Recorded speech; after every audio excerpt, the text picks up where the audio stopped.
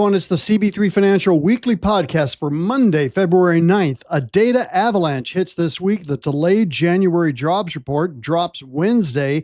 CPI lands Thursday. And of course, our CB3 Live program is Thursday night. You do not want to miss that. Markets are flying blind, but the data is about to turn the lights on. Global markets are surging. Japan's Nikkei just blasted through 57,000 for the first time, and the Dow crossed 50,000 last week, and it's continuing to add to that this week, Monday, as I record this. And as I said, Thursday night is CB3 Live, where we're going to talk about always adapting to the markets. That's important for you to know. Stay with us. CB3's weekly podcast begins now.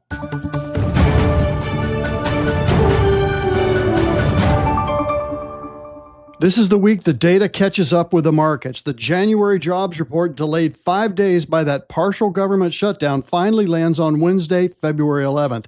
Economists are looking for roughly 60,000 to 80,000 jobs following December's soft print of about 50,000. So unemployment's expected to hold around 4.4%.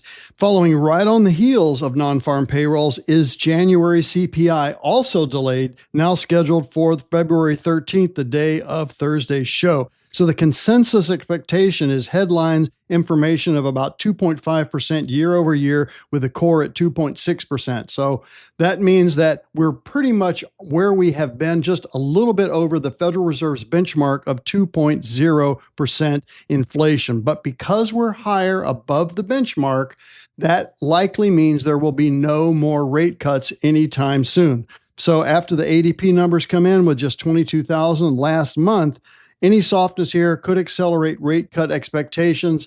But again, Jay Powell is still in the driver's chair until mid-May. This is a lot of information hitting all at once, and that's exactly why Thursday's CB3 Live is so well timed. Be sure that you put it on your calendar. By Thursday evening at 7 p.m. Central, we'll have the jobs report, we'll have CPI, we'll have other major stocks reporting, and we'll break it all down for you in real time on YouTube. So now let's talk about the milestones, because there's several that deserve your attention. So last Friday, the Dow Jones hit 50,000 for the first time. And here on Monday, it's actually continuing, trading about 50,115 after that 1,200 point surge last Friday. But notice what drove it. Caterpillar, Goldman Sachs, GE Global, the airlines, not just tech, and that's a good thing. What we want to see is the sector participation, all 11 sectors of the S&P 500 spreading out. So it's not just technology pushing the index higher. As we all know, and I mention on this show regularly, technology is between 33 and 37, depending on how you weigh it, percent of the S&P 500. And when we see other sectors are equally driving the upside move, we love seeing that, all right? Meanwhile, gold did surge above $5,000 again last week, recovering from that huge sell-off. So that looks to be pretty strong. But what does all this mean for your portfolio and us as your portfolio manager? That's exactly what we're going to unpack on Thursday night's CB3 Live, this global rotation, the broadening of the rally, and what it tells us about how to be positioned for the second quarter of this year, 2026. And so the markets aren't waiting, right? And neither are we. That's the theme of this show Thursday night. We call it always adapting. Whatever the market throws at me, remember, our ability to predict the markets is not nearly as important as our ability to react to what is happening there, because no one, not Warren Buffett, not Goldman Sachs, knows what is going to happen minute to minute, week to week, or even year to year. So our ability to react to how markets are performing, how markets are moving our allocations around, we want to always have your best interest at heart, of course, with the best risk-adjusted returns on your portfolios that we can possibly generate.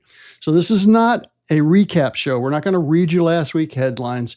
We're going to talk about the technology that we continue to invest in to make your program stronger. The ability to backtest with our options hedging, never before possible with this new AI software that we have that we're really excited to share with you Thursday night. So we'll hope that you'll tune in for that.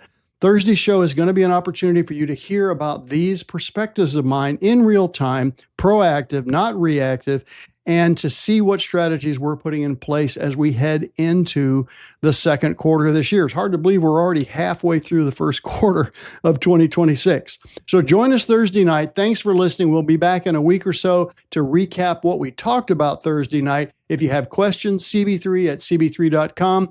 We'll talk to you soon. Thanks for listening.